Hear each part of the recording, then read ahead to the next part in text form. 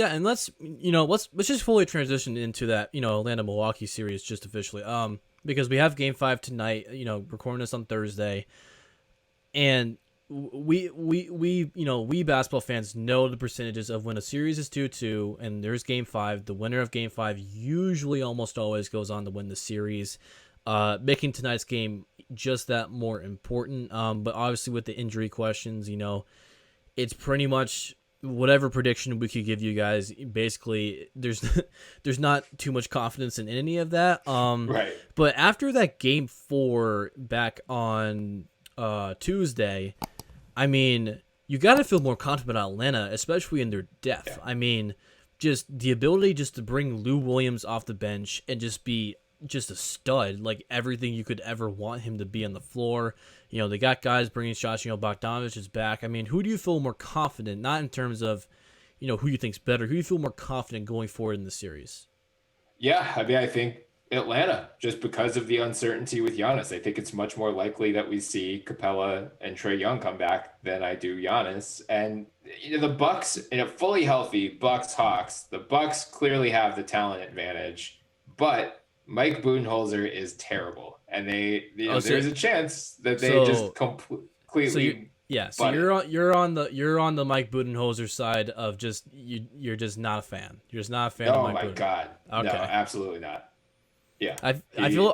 Well, I just find that fascinating because I feel like there's a side of people who are like, he's not bad. I mean, he's brought us to, he's done okay. And then there's people like you, justifiably, like the guy just, he can't find, like, and I get it because, I'm watching not the Hawks, I'm watching the Bucks, pretty consistently throughout the year. And it's just, I've talked to some of my, friends about this. Like, I feel like I should have more fun watching this Bucks team. Like, I feel like I should be more, enticed. Like, Giannis is one of the greatest players we've ever seen come into the NBA. From an athletic standpoint, what he can do on defense, if he gets the ball in a certain position, when he drives the lane, he's literally unstoppable. I feel like, and just going back to last series, Milwaukee should have finished that Brooklyn series way sooner than they did. I know KD went nuts, but this Bucks team, even without Giannis, I mean, and then there's obviously, whether, Middleton's going to show up one particular night. Like, is he going to play, like he did in Game 3 in that fourth quarter where he just absolutely just said, "Oh, I'm just going to win you guys this game." That's right. He just like, I'm going to be Michael Jordan for this fourth quarter and just win you guys this game. I mean, I feel like it literally feels like we get a different Bucks team every night, and I do feel like that is an indictment on the coach. Yeah, they just play stupid sometimes. Like, even on a possession by possession basis, like sometimes they run their offense and then sometimes they just don't.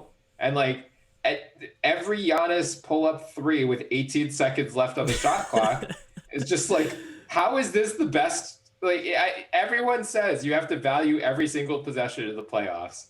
How is that your best use of a possession? To be fair, Mike Budenholzer can't go on the court and tell Giannis to do that. That's in Giannis's own power to do that.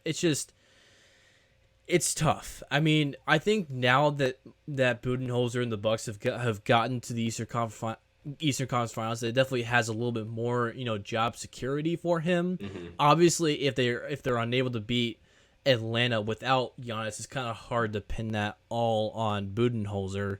I mean, it's just tough. I mean, what would you like to see happen? Say, hypothetically, say Milwaukee is unable to. Atlanta wins out this series, and Milwaukee never sees Giannis on the floor again. What do you expect to happen in Milwaukee heading into the offseason? Yeah, I think they have to keep. But I mean, it's gonna sound morbid, I guess. But especially now knowing that what happened with Giannis, and that, like, the best thing that could have happened for the Bucks if they didn't win the title this year was to lose to that Nets team, to without Kyrie and James Harden. Rick Carlisle's still on the market. You fire Mike Budenholzer, you hire Rick Carlisle, and you win a championship next year. Like, I really just feels like the Bucks have won as much as they have, in part in spite of Bud instead of because of Bud. Like, I'd like to see them with a coach who actually helps them win more in the playoffs. And I just don't think they have that right now. but I think they're kind of stuck because now kind of a lot of the best options are off the market. And you're totally right. Getting to the Eastern Conference Finals, and then if they lose, because Giannis got hurt, I think you can fall back on that and you can say, well, we probably would have been to the finals if Giannis just stayed healthy. So why don't we just run it back? But, are they going to be able to retain Bobby Portis and Bryn Forbes and PJ Tucker? If not, how did they retool their roster? Like, they've got their main guys under contract, which is great. So I think they'll still be one of the top teams in the East. But as you said earlier, the Nets are lurking. Like, this is going to be the best chance for all three of the teams remaining. Oh, for sure. Absolutely. This is your best chance to win a title probably in the next 5 years. How's it going, guys? And thank you so much for reaching into this video. If you're interested in more content, be sure to go subscribe, turn on push notifications, all that good stuff.